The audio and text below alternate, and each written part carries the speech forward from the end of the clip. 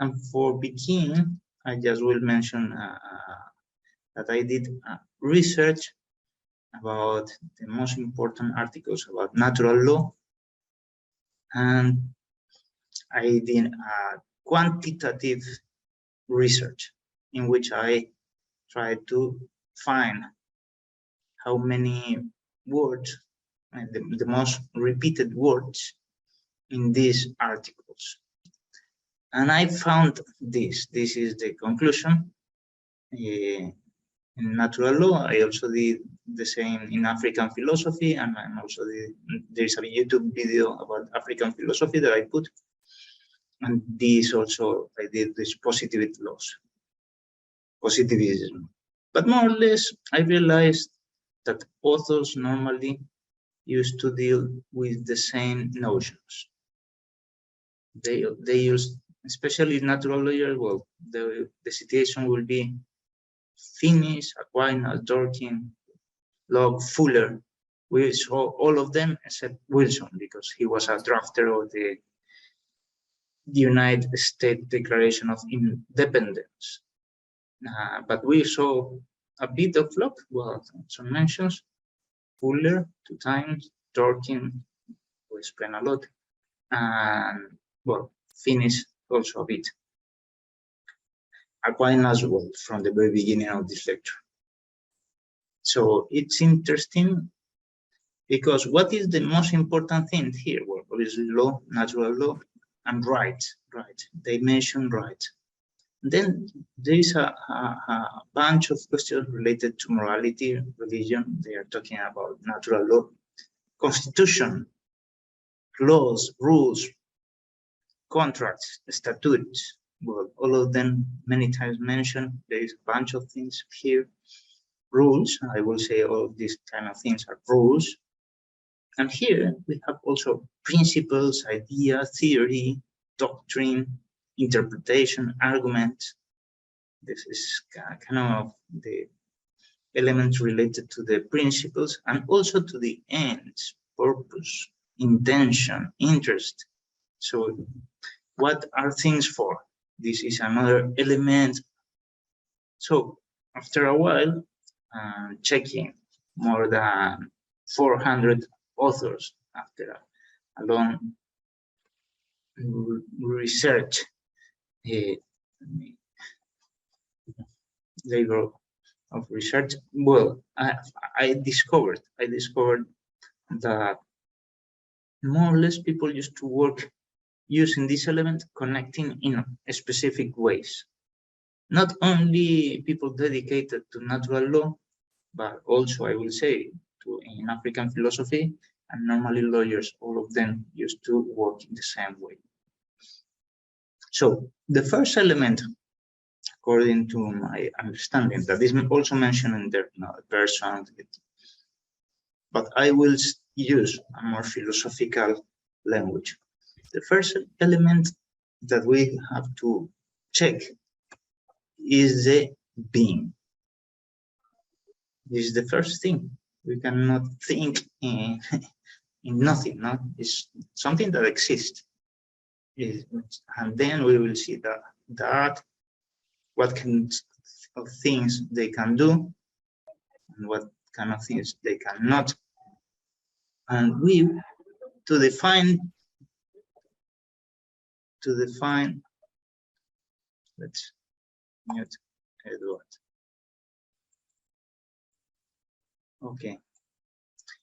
To define this, we can use a science called Axiology. Axiology, we will call that to the science dedicated to give a notion, a definition of things. No? This is the science dedicated to explain what is the essence of each thing. No?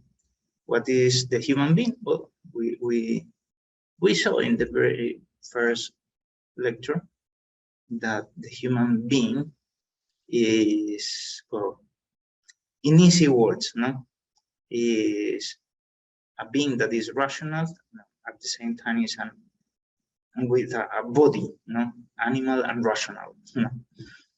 But I will say these two things are just essence,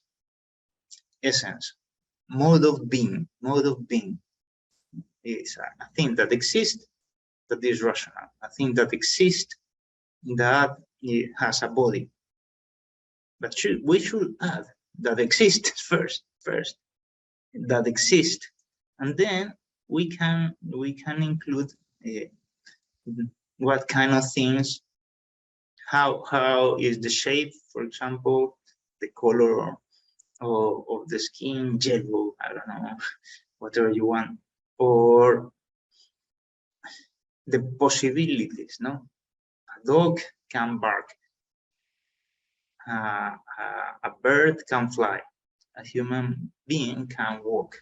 Potencies, these are the potencies, the possibilities, no? The possibilities of something that exists, something that has one specific nature. Indeed, nature is the same thing that essence, but in action. Nature is the essence more or less in action. It's essence as a principle of operation. Now, if something exists with that nature, if a dog exists, should have normally, I don't know, 4 legs and can walk and can bark. So this is very interesting. We have to begin with the existence of the things to understand what is the possibilities of that things, potencies. And in this, obviously, we are talking about the human being, what will be in the legal system a subject. We saw also the others week what it means to be a subject of law. Then the possibilities, the legal possibilities that the human being. We have here the possibility that our nature allows us. Then we can add another new science.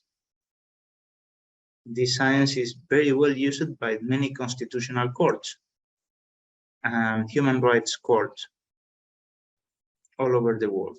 Teleology. Don't you know what is teleology?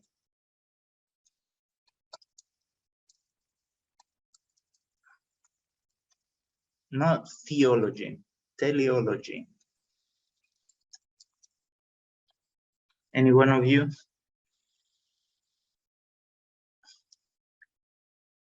Tele. What is tele? Not theo. Theology is God. Teleology is science. This is the science of the aims. The ends. What are things for? What is the end? The end is the reason why something exists or is done. The final cause, no? The very final cause. But there are two kinds of ends. The ends that are the ultimate purpose and also the means. Means are a kind of end, but to achieve another different thing. That is the interesting thing, no? For example, if we want, I don't know, to build a road, a street, a highway between Mombasa and Nairobi, well, we need some means, no? Money, workers, a plan, a design, architects, engineers, and so on. But all of them are the means. We will hire them and we will use these resources to one specific end, no? Connecting two cities. That is the end, no? You know very well. There is a typical question: does the end justify the means? I know that you have heard about that in another lecture. What do you think about this? Does the end justify the means? What do you think?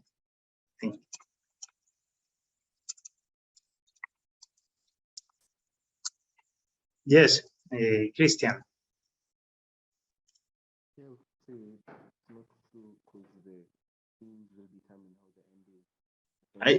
I cannot hear you almost nothing. Can you say anything louder?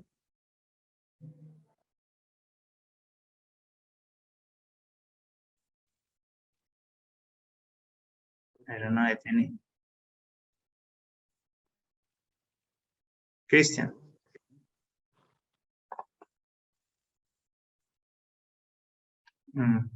Seems to be that there could be a connection issue. So sorry, but I just heard very low. But perfect. You can type in the chat. If anyone else want to say something, you can raise your hand too. Yeah. The means determine the end. Yeah. Yeah. Yeah. If there is no end, the means makes no sense. Can you see? We need an end to understand what is the mean. But the means at the same time cannot be anything, no? Should be proportionate to the end. Should be proportionate. So it means the aim doesn't do not justify any mean, but justify the means. Determine what kind of means you need to achieve that end.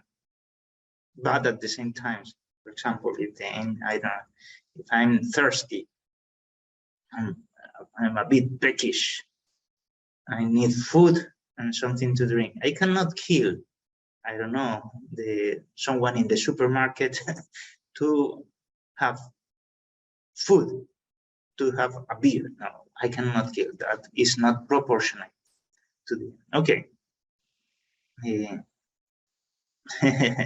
I'm definitely a consequentialist and justify the means of serves a greater purpose and the greater good. Well, technically, I will say, at least from my understanding, is the ends determine what kind of means you have to achieve that, but not everything. No, you cannot kill to have a beer, or to get some food from the supermarket. No, you have to pay. The proportionate means is paying the food, paying your drink in such a way that you can get that. Yeah. So properly, the end justify the means, but not any means. No, just some of them in a proportionate way. Okay, this is the typical discussion that human rights courts used to put in their judgments. No? So we already said that ultimate end, immediate end. Do you know what kind of ends your legal systems have? That is a very important question. I don't know if you have in your constitution any kind of end. Do you remember? Any aim of the Kenyan constitution?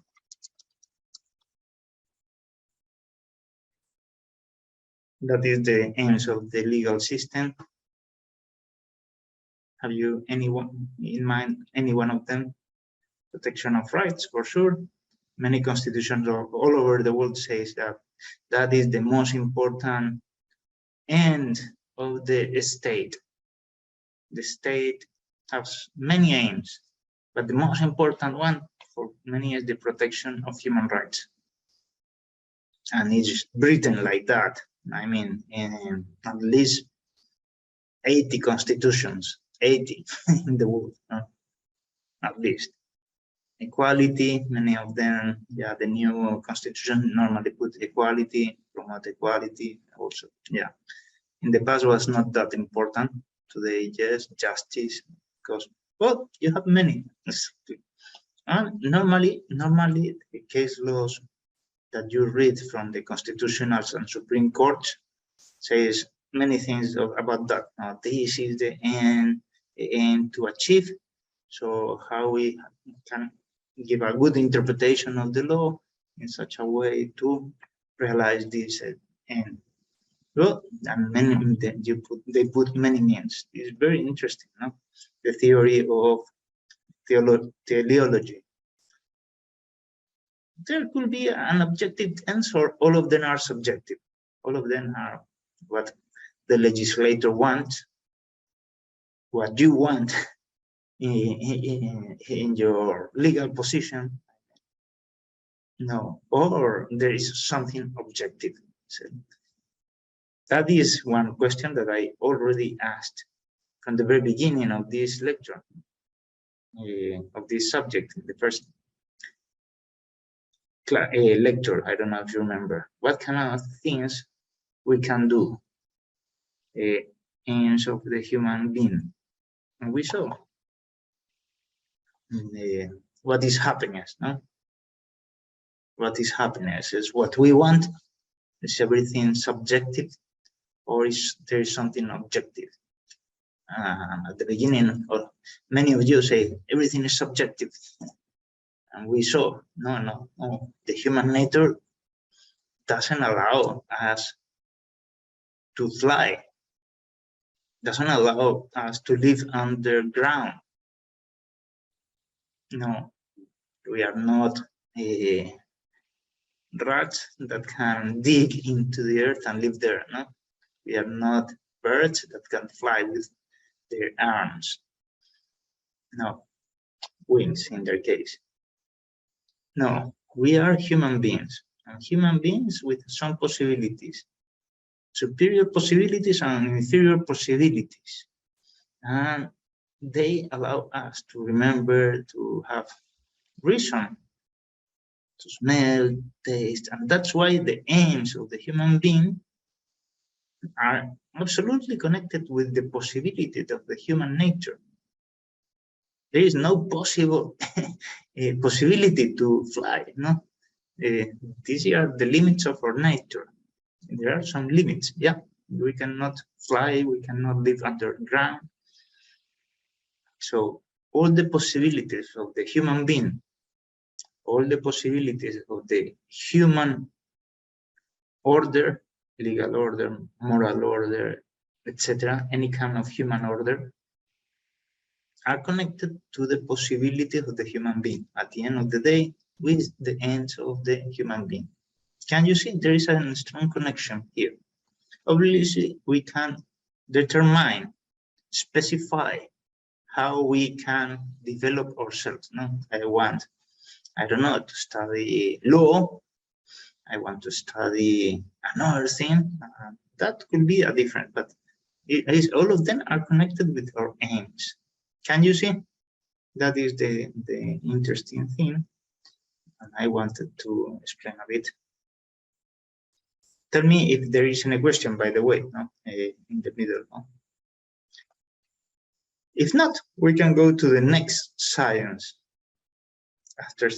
After checking teleology, we will see now axiology. Do you know what is axiology? What is this new science? Axio, well, logy is science, no? As you know. Any one of you? Axio. What is axio?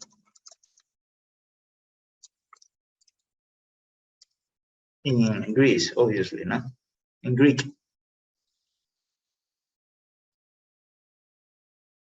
No one of you? Okay, axio means very good, very good. Value. Anthony, very good. Value. Axio, so this is the science of values. Another new science very well used by constitutional and human rights courts. They decide a lot of cases with the theory of values. So what is a value? That is now the question. Do you know what is a value? To be honest, I didn't know what is a value for several years. I mean, I got one, always with one idea, no? But a good definition I didn't have. I struggled a lot for several years until I reached Javier Hervada. Javier Hervada is an author, an Spanish author who described what is a value according to Hervada. Well, what we could consider that is value, what kind of things, the things that we estimate, the thing that we appreciate. So what could be a value? Value is something that is considered good. Is as good because it is convenient for the subject. I will add that. No? First line, no? Something that we consider that is good. No? But why is good? No? I don't know. Not because it exists. No, it's a value for us. No, it exists and is convenient for us. Let's put one example. A very tasty drink is a value or not for us? A drink that is, I don't know, delicious, no? Is, I don't know, pink, sweetie. If you love sweet drinks, I love them. So, well, it depends. Obviously, if that drink is a poison and killed us, it's not a value. If that drink is a cocktail and you can, and there is no problem with your health, well, it's a value. It's a value.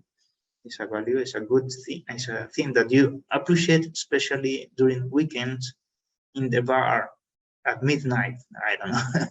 Yeah.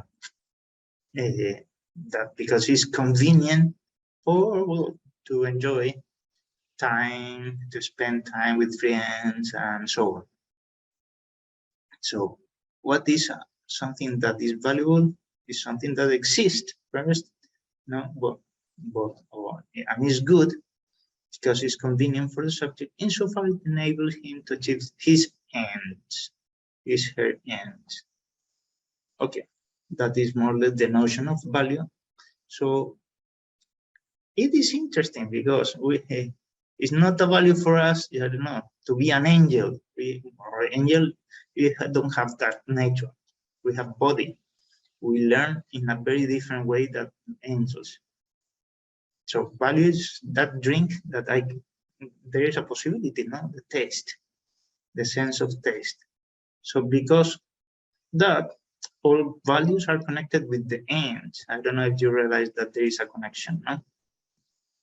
Why is convenient for me? Because it helps us to achieve some of our possibilities or projects or ends. So all of them are connected with that. This is very interesting, no? What is a legal value then? Well, it's something that we consider good in our legal system. Also by the Constitution.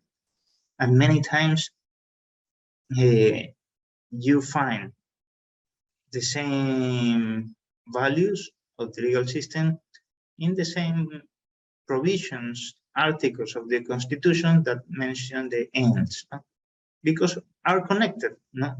Justice, for example, you put me in the chat. What kind of ends? It promotes equality. Yeah, promotes equality is an action, and yeah, and is a kind of end.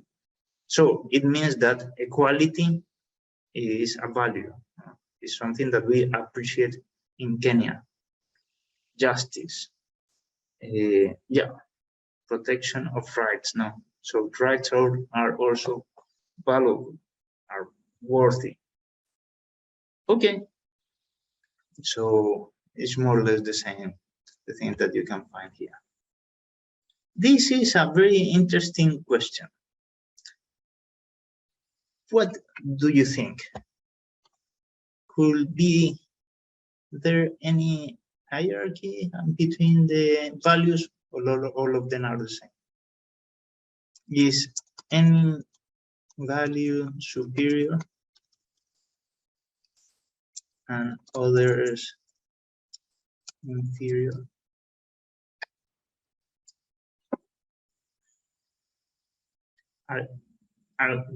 What do you think? There could be some values that are superior or not, or all of them are equal. This, according to your feelings. We mentioned some values, no? Justice, equality. I will say, for me, a value is also, well, to have sweet drinks. They're valuable. Yeah.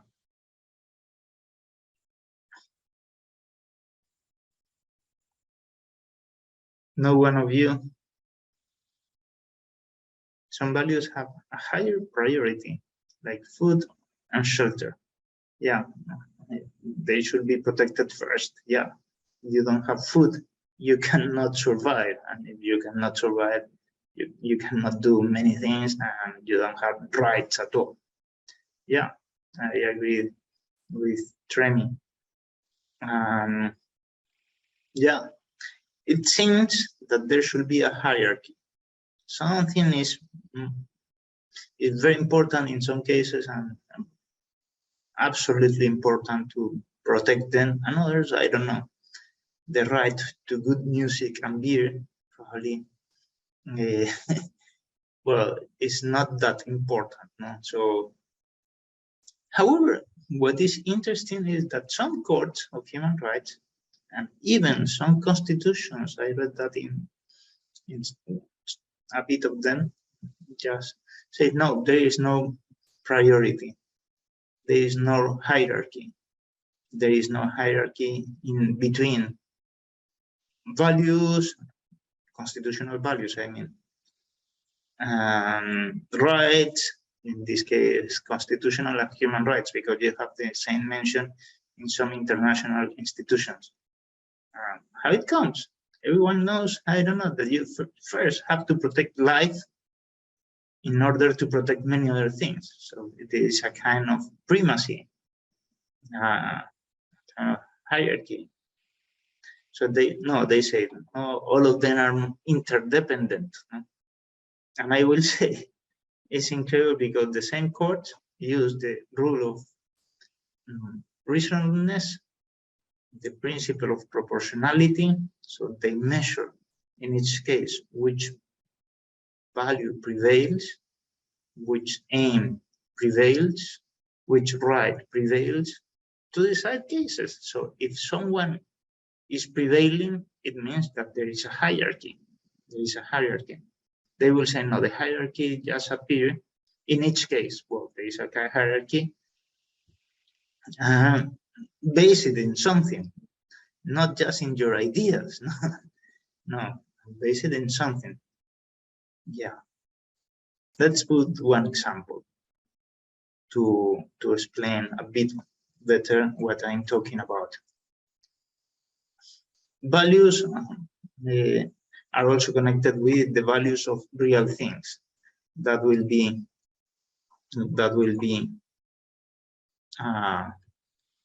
let me put well, we will see that later. That will be a good, no? 1 kilogram of gold is to have 1 kilogram of gold, a bar of gold, a big one, no? Is good or bad? Will be considered a good thing or a bad thing? Normally a good thing. So, but if we are in the middle of the sea, in a big, huge storm, and the ship is sinking because it's too heavy, and we have tons of gold, tons of these bars of gold. So is a value or not a value? So in this case, we will say, no, that is not a value. It's not a value. So we have to take away all the weight of the ship and to leave all the throw all the gold in the middle of the sea to save the life of the tripulation of ourselves. Yeah. So constitutional court say, can you see? Now there is no hierarchy. Yes, in this case it helps, in this other cannot. But obviously you can do that because you realize at the end of the day that there is an objective hierarchy. Life is worth more, is worthy than any, if you compare, for example, with gold, which one is worthiest? Life, not gold. Human being, not objects, not things. Yeah, so life is superior.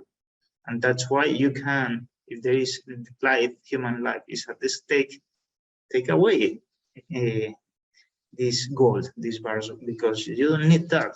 So it means even for specific cases, we need a frame, an objective frame of values, no? An objective hierarchy. Okay, that is the thing that I explained. Human rights courts, you can read this in the code. I just will give you an idea. What kind of functions values have in the legal system? Well, many functions. No? First, they give meaning to the law and rationality, support to any kind of legal activity. Yeah, why? I don't know. The criminal code punishes someone that is killing another without any reason, without just because they want. The mass shootings, for example, no? No, because life is a value. Yeah, and we have to protect it. So why you can punish with the criminal code? Because there is something that you should protect. That is the idea. It gives unity to the legal system because all the legal system needs for one specific end and to protect the things that helps to achieve their ends, that is the values. No? Also, values as a mean, values as an ultimate end, freedom. Freedom is a value and an end to achieve. No? They indicate what the authorities, societies, and the legal system should seek in justice. Yeah? For example, protection of life, rights, equality. We also say that they make illegal what is opposed. Yeah, because if you are harming a great value in society, well, that is not legal but illegal. And they guide the principles of law and the norms, how it should be read, interpreted. Now, the good reading of the law is according to the values, not against the values, no, of the legal system. And finally, there is a gap of the legal system. There is no legislation, regulation about one topic, but at least you have some values that helps us to guide you what you should do. And that is really helpful for constitutional courts, because in the constitutional courts, normally you don't have to apply the law, but the constitution. And the constitution is a very short text in which you should find the answers of every single thing that in your country appears in every single case, with just a very short text that only mentions some ends, some values. So with that text, you should explain why this guy has the reason or not. It's very different in criminal courts. They use the criminal code, and it's always explained. No? And if there is no, you cannot put anyone in prison. It's very different in civil cases, typical courts, where they have a lot of explanation, and in case of that, freedom. But here in constitutional courts, they use values and general principles to fill the gaps of the legal system. So Another question, what is a good? What is an asset? I understand that you have one subject related to that, no?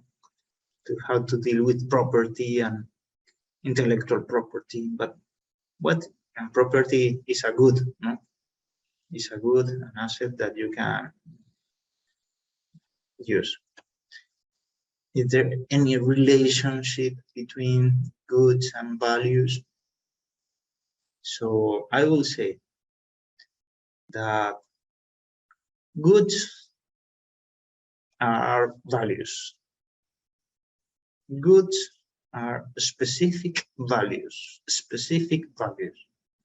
that you can share. Is something, I mean, for example, if I'm thirsty, if I need I need a beer, a drink, well, yeah, it's good for me to have a drink that helps me to be no more thirsty. So it's something specific. This is specific drink that is considered good because it's not a poison. And why that is convenient for me? It's convenient for me. So it enables me to achieve my ends, no, to overcome my sensation of I need a drink. I need, yeah. So as you can see, it's the same definition of value. The only thing that we are adding now is that is something specific that we can share, and that's why an asset you can sell, an asset you can buy, an asset also, no? But you can share. Also, I don't know. Again, software, an app, you can share. That's why it can be considered a good. That is because it is good. You cannot sell, I don't know, the service of killing people. Yeah, the service. Yeah, you can, because it's not good. That is bad. No? That will be a crime. No? But the good things you can share.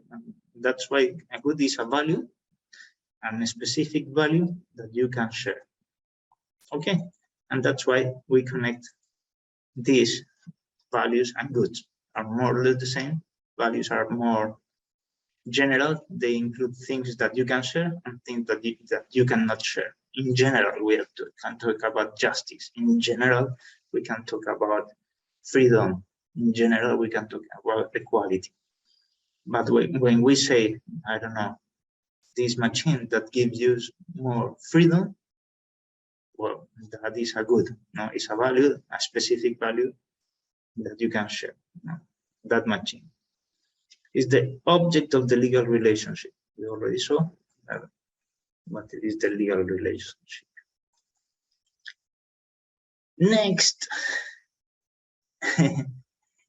next, science. Do you know what is archaeology? Now you know what is logic, no? But what is archaeo? Don't you know? Don't you know? No one of you? Well, I know that archaeology, you know, seems to be the science of bones. But archaeo, what it means? Archaeo means principle. Yeah, that is a good definition that you found in internet, on internet. In any case, it's good. No, that's why this kind of thing you can use here, internet, to check the words and everything. Archaeo means principle. So archaeology is the science of principles.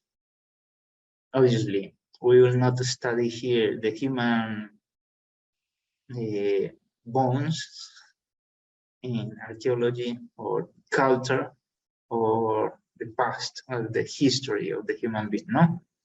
Evolution, no? That is part of, but we are talking about legal archaeology, the science of principles. That is the thing that I wanted to explain. the science of principle, the principles of the law. So now, to understand what is the science of principle of the law, we have to understand what is a principle. So what is a principle?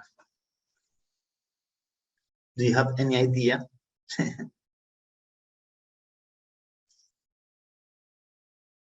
Principle is related etymologically to some words, to primordial, something that is preeminent, that is previous, all of them have the same root. It's more clear in other languages. In English, it's not that clear many times, but in other languages, it's very clear. That principle is something is at the beginning. No? It's in principis. Principle is something that is at the beginning. So, and there are two kind of principles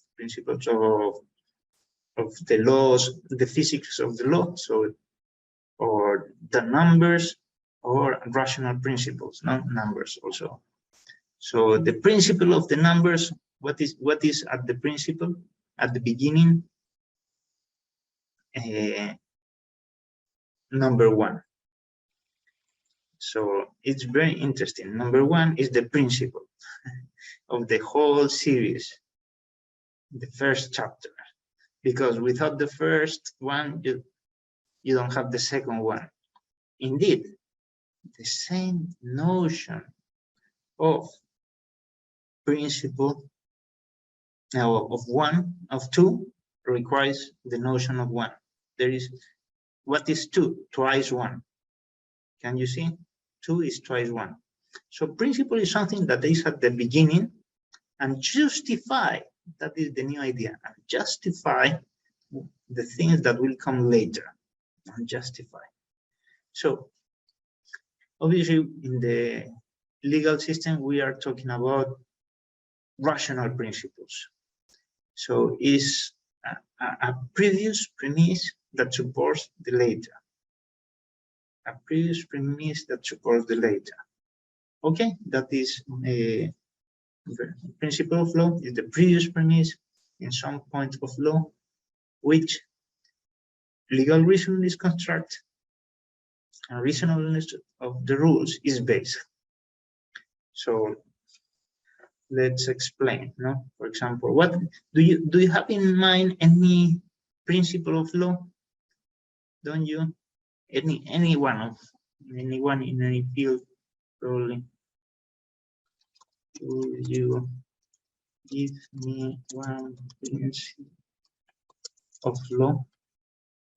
Anyone in any subject. Nulla pena sine lege. Very well, Emma. Very well. That is a very interesting. It means, as you know, there is no punishment without any previous statute or the criminal code law. Okay, that's good. So it means that this is a principle because you cannot punish if there is nothing previous written as a crime. Yeah. So if someone shows up in front before the judge, he cannot do that. So he has to act according to the principles. At the same time, I will say that this is not the first principle. No, it's not the first principle because first you have to understand that there should be some punishments, pena, punishment, and you should have you should punish things that are against values. No? So nulla pena sine lege presuppose some previous principles, some previous understandings. That is, yeah, some previous understanding. So the question now is that after understanding that there could be primary and secondary principles, this could be one of the secondary principles derived, deduced from the primary principles. Well, punishment is not the general rule, probably could be, no? Another previous principle to understand nulla pena sine lege. And another, well, that some values should be protected.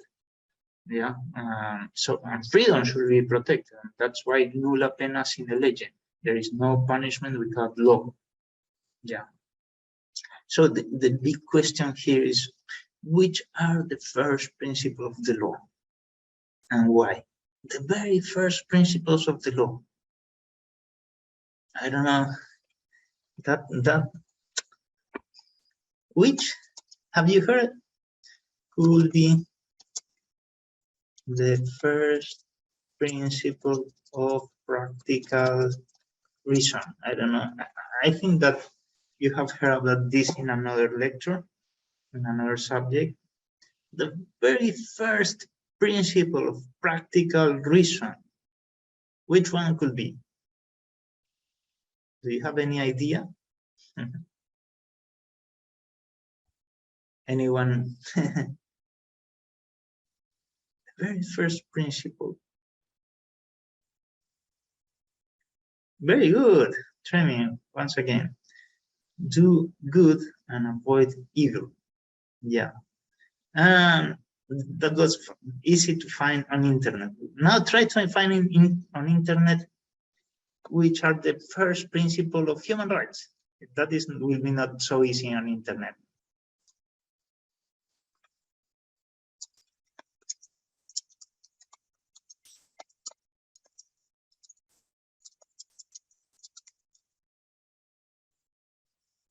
Let's see if you find anything. First principle of human rights. I will say, no answers. I will say that it's the same. It's the same. It's the same, but with other words. With other words. Normally, I don't know. Treme, did you find? No. Normally, people put this one, pro homine, pro human. Some others will put pro nature. Some others will put, I don't know, sometimes pro libertate, which means pro freedom.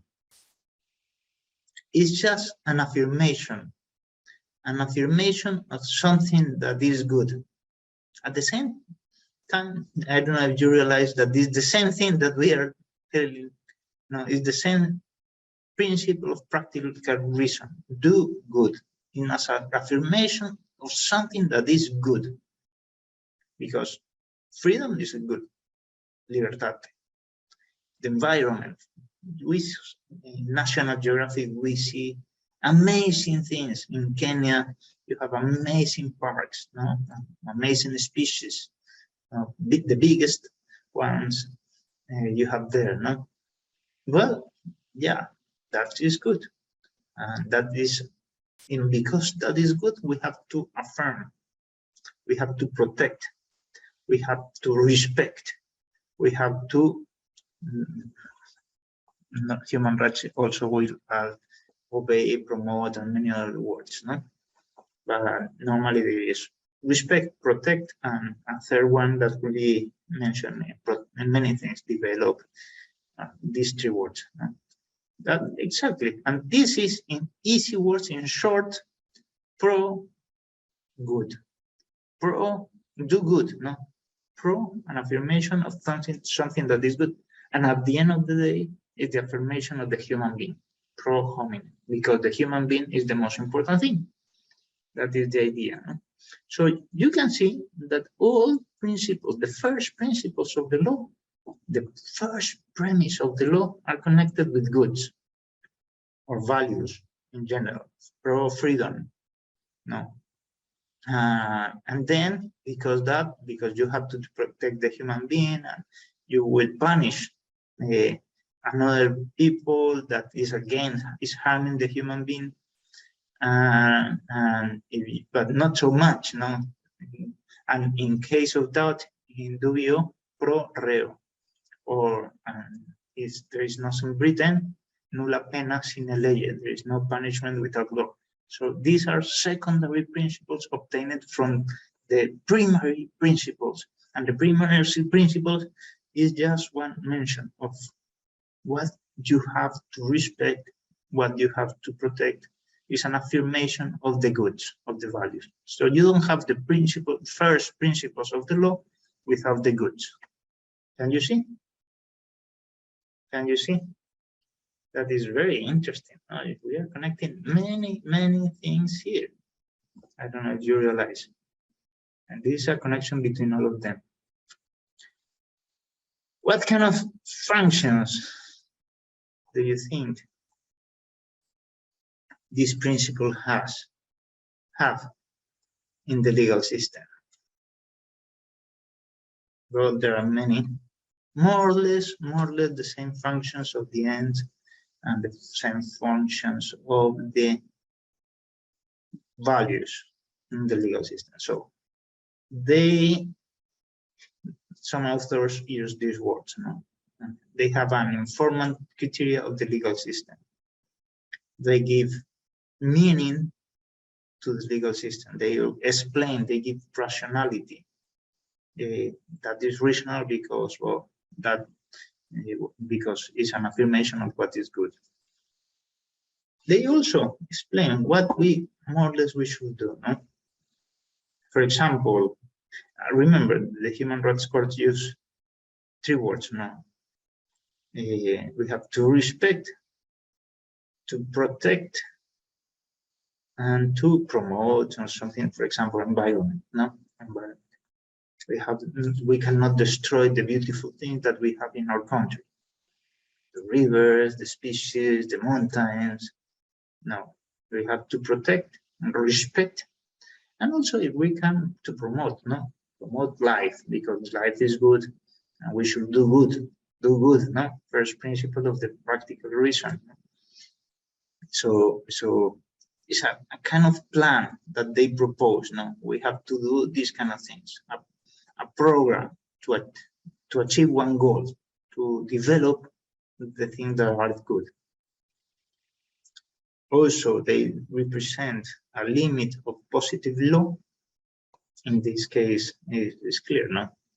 If the judge doesn't have a prohibition of something, well, nulla pena sine lege. There is no punishment. Cannot be punishment because there is no prohibition, written prohibition. No? So it's a limit for the activity of the judges. They give also a criteria, some criteria for interpretation of the positive law.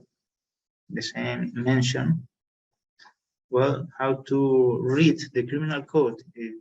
Or it's not, if there is not the word, we cannot punish this guy. In dubio, in case of that, in favor of the accused, as you can say. Integrating the criteria of the legal system, yeah, it gives a unity, once again, as well as values, principles also. So my question now, what do you think that comes later? Which is the next element that we can connect with principles? No idea? This element, what do you think about? This is my clue. I will give you a clue. What could be next? One clue. I will give you another clue. Any idea?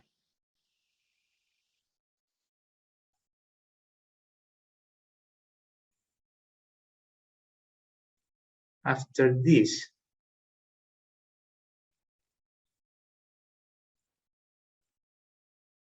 What element could be connected here? Second clue.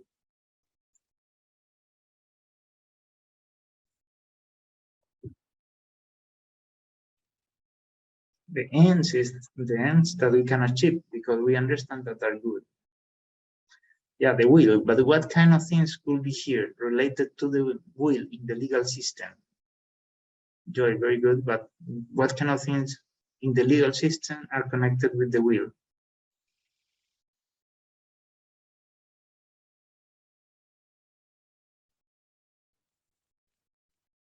We saw that which kind of things, rights, very good, natural rights, norms also, we have here the norms, no? The Constitution, don't you remember? The statute laws and many other things, rights also, I agree. And finally, we have here the legal relationships.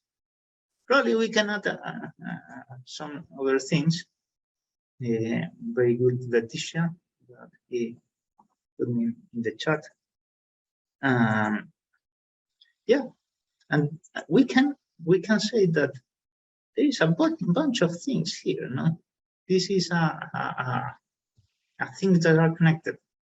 First, look again the same formula, the same idea that we got. First, the human being and the possibilities of the human being and potencies, no? The possibilities, and there is a bunch of possibilities. Then we organize our lives. What are our lives for? The ends, no? Well, the possibilities could be many, but let's go for the best thing, the highest levels of happiness, no?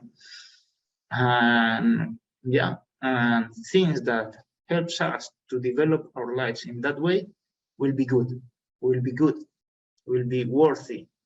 That is the theory of values, goods, and then we will obtain the first principles of the law, the principles, the legal principles we have. But all this is a rational understanding, no? What is our life for? What is worthy? What is good for us? We apply our knowledge or reason to obtain ends, values, goods, principles. This is a rational activity. But then, with our will, we will say, no, we do this, we approve this norm to achieve this principle, to achieve this end, to achieve this goal, this good. Okay, and with norms and with everything, we understand that we have some rights, some duties also. I will put also rights and duties, not just rights, no? And a bunch of other things, legal situations, positive, negative legal situations, objective, subjective legal situations will be created with all of them. And finally, we will have, applying to the circumstances, the legal relationship in which you can ask something to another, something specific to another. So all these kind of things are connected. I don't know if you realize the connection between all of them.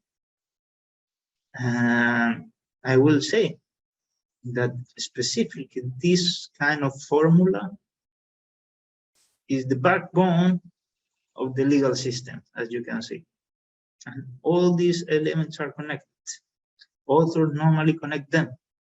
In any kind of philosophy, in African philosophy, is more or less the same, no? I did research about that.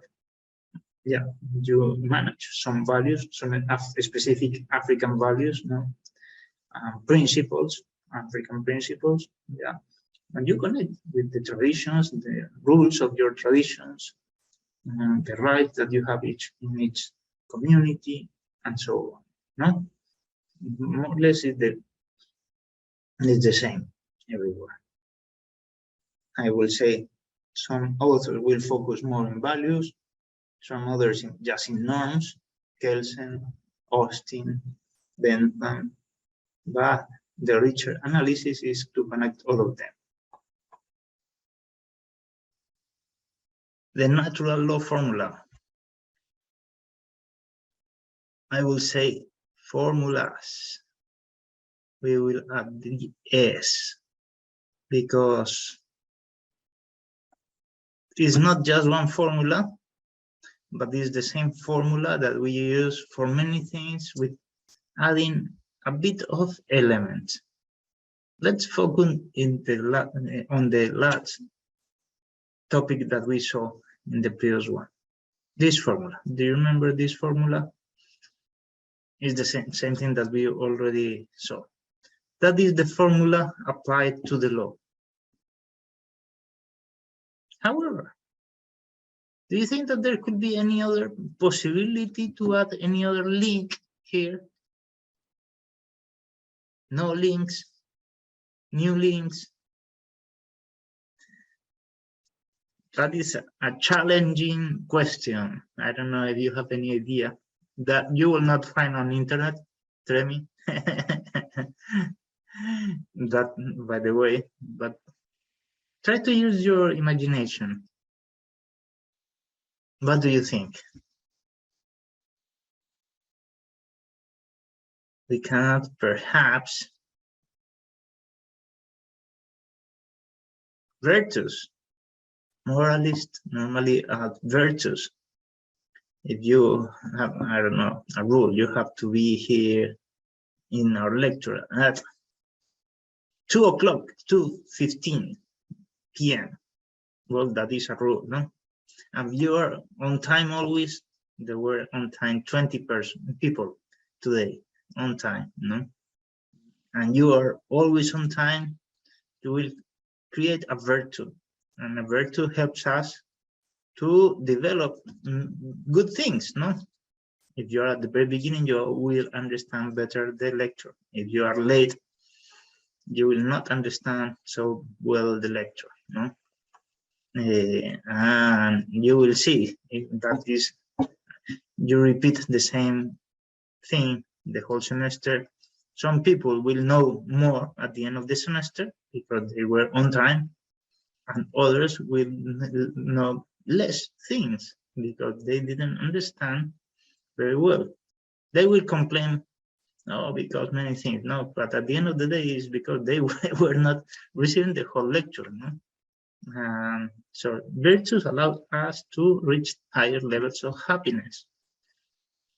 Human flourishing. If you, with the virtues of punctuality, understand better your whole career, every single professor, every single subject, well, you will be a good lawyer, and probably people will pay for you, will hire you, and will pay you better than lawyers that didn't understand in the career very well things, no?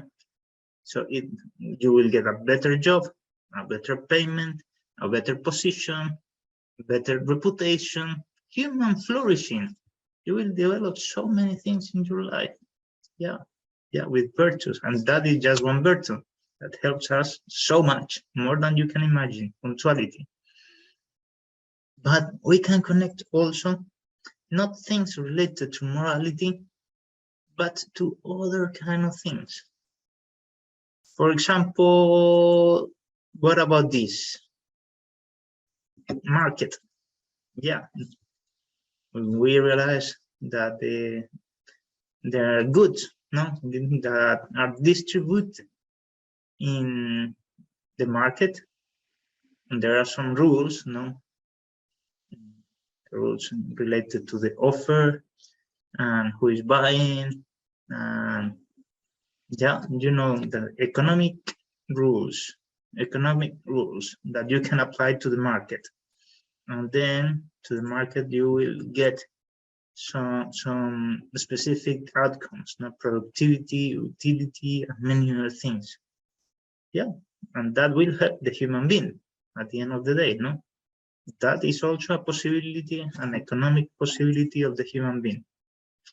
That is very interesting, as you can see. As you can see, there is a lot of consequences. But that will be not precisely law, not exactly morality. Only we can begin to understand that this is a new science called economics, or perhaps could be management. It depends the approach that you can give to these kind of things. Can you see? So we have another new thing here, no? What else we can add? We can add here also, for example, the mind, no?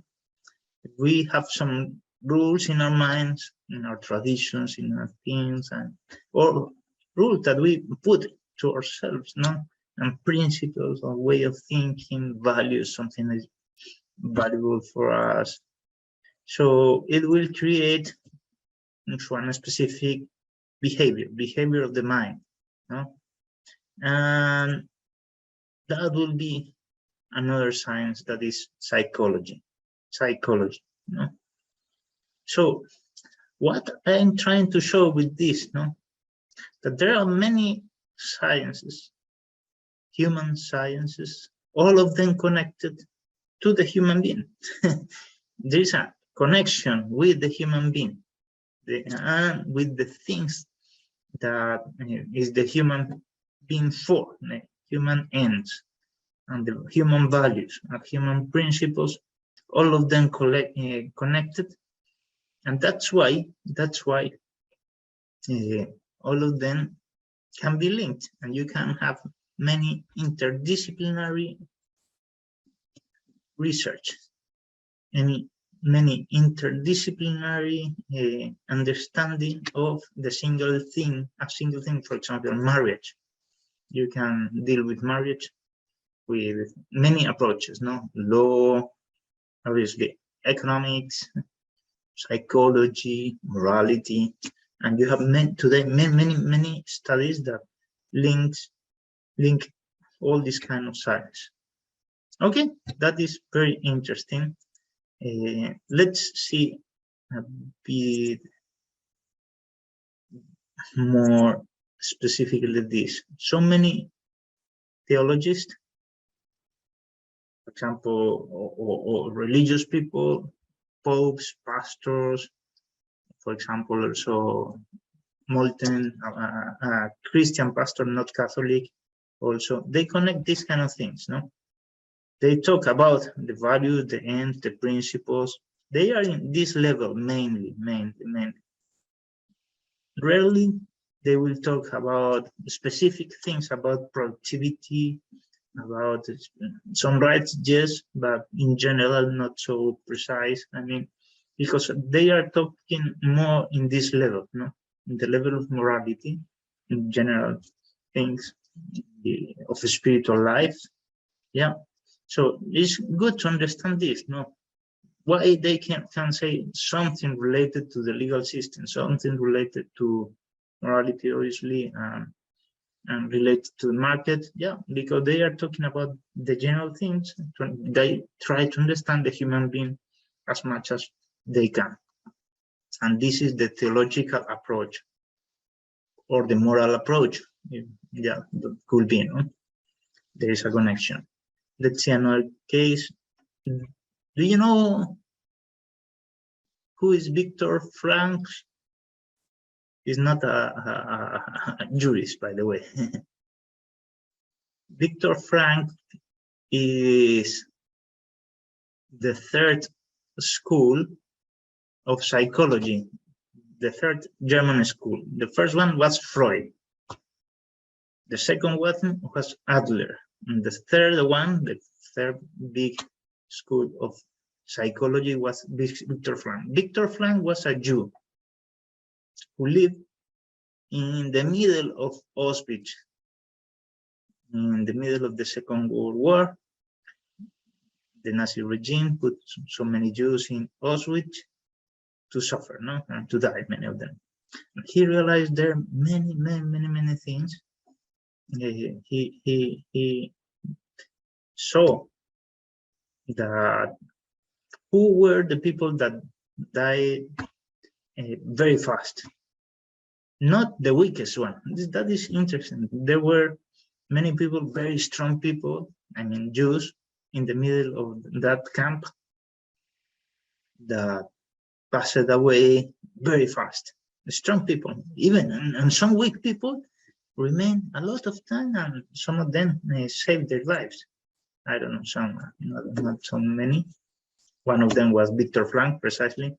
And he realized what was happening, that many people that physically were strong, spiritually were very weak. They didn't have any meaning in their lives. They didn't have any goal to achieve, any purpose in their lives. So many times they were suffering, and they decided to suicide, to throw themselves to the wires, electrical wires, and to suicide at the end of the day. Instead of that, there are some people that were not so strong physically, but there were people with meaning in their lives. They always were thinking, I have a family, I have to go back to my country and to save someone, and so on. These people will put a lot of effort, more than the strongest one, to achieve that. Some of them will not make it, some others will do. And he wrote a book about what is happening from the psychological point of view in Auschwitz, to show many things. It's incredible. It's a very small one. I strongly recommend you this book. It's a great one. At the same time, today we have another psychologists, that are talking about the psychology of hope. They realize that the students in schools, in universities, with more hope, they will do better. They will have better grades, marks, because they put more hope in their project of life. That is very important, how values work in our lives. If we have hope, if we have any kind of value, we will promote ourselves. We will produce not only human flourishing, but also psychological flourishing. We will feel better. We will feel better. And well, that is very, very interesting. There are many, many things that we can talk about this kind of thing. Now we are talking just about psychology to show you that this formula works. The end of our lives. If our lives have purpose, we will live more and better. If we have any kind of virtues, any kind of values, and we promote them, we will have everything. Promoting human ends, human values, we will promote a good psychology.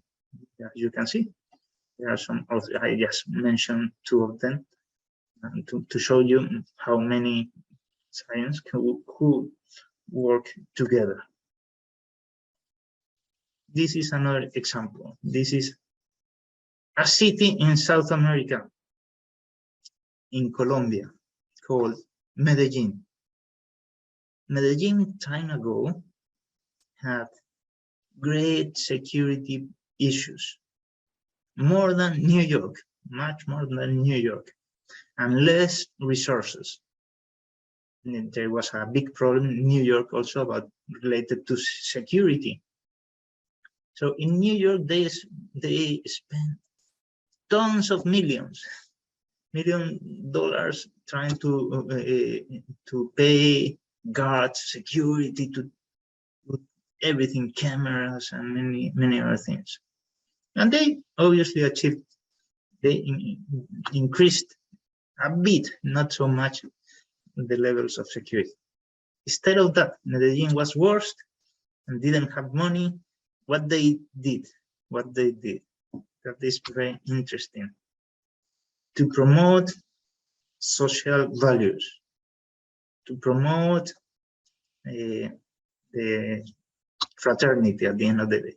What they did to do that, to create parks, to put in the middle of the neighborhood more parks and more places to spend time with their neighbors. So in this way, they will know each other. For example, the killer or the theft, they will know who was in the neighbor.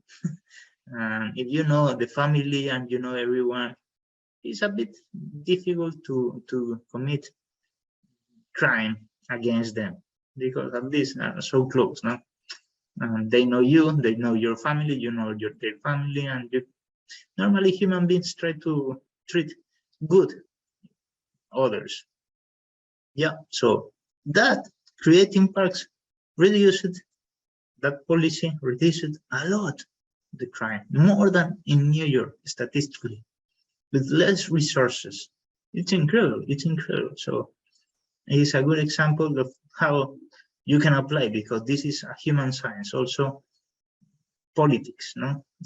Social sciences, no, it's a human science. Well, another example. Let's go to another different, very different science, photography. Photography, imagine that, no? So this is James Natchway. James Natchway is a famous photographer dedicated to war. He's always in the middle of battles, taking photos. And at one point he said, decisions, he realized after 30 years working in wars, taking photos there, his conclusion, decisions should be made according to our highest values, not our lowest. I have learned the value of tolerance, respect, and courage. Sometimes they are necessary to face enemies. No? And this is the thing that he tried to show in his photos, in his pictures. Yeah. Also to show a human photo. Yeah, is a human science, no? As human science, no? What you have to show: tolerance, respect, courage. Human stories, the value, what is value, and what is not, as it. He also said, no, he spent, well, to be in the middle of the war, you have to hire people to help you and to go in by plane. And he said, well, many times, well, the greatest projects are easily funded, and the smallest project is so difficult to fund. But according to his experience, it's very interesting. So you can see also here a connection with the same formula, because it's a connection to the human being. And this is you will not know him. He is the head of the law firm in which I was working from the beginning of my career. Till, I don't know, I worked in that law firm almost 15 years, very long time. I mean, and it's incredible. When I was at the beginning of my career, he gave me an advice. I remember very well that, no? At one point, he asked me for one specific question. Do you know, he asked, who is a good lawyer? A good lawyer, a good lawyer. So, well, I tried to say something, and he told me, many times people believe that a good lawyer is and especially at the beginning of the career, a good lawyer is the one who knows everything, no? That the client shows up and asks something, I know perfectly, there's a case law, is a law, ta, ta, ta, ta. And a good lawyer, a deep lawyer, is the one who put the first question, not what is the statute law, but what is just? What is just in this case? What is fair? What is fair? And then we will use all the laws. Obviously, you have to know the laws and this kind of thing. But this, you can try to investigate later also, no? Which kind of law applies to this case. But first, what is just? And then we will see which kind of law applies, because the law is just a tool, the statute laws, no? For justice. Okay, so once again, if you want to be deeper, to be a good lawyer, good judge, or whatever you want, a good human. try to check not only the rules, not only the rights, but try to look over that, no? To raise your eyes, to see if you are here checking the rules, try to see the principle. What kind of principle do you find there? And if you got some of them, try to see the values. What is really worthy? What is our human life, our legal system for the ends, no? That is very, very important here. Okay. Any questions still here?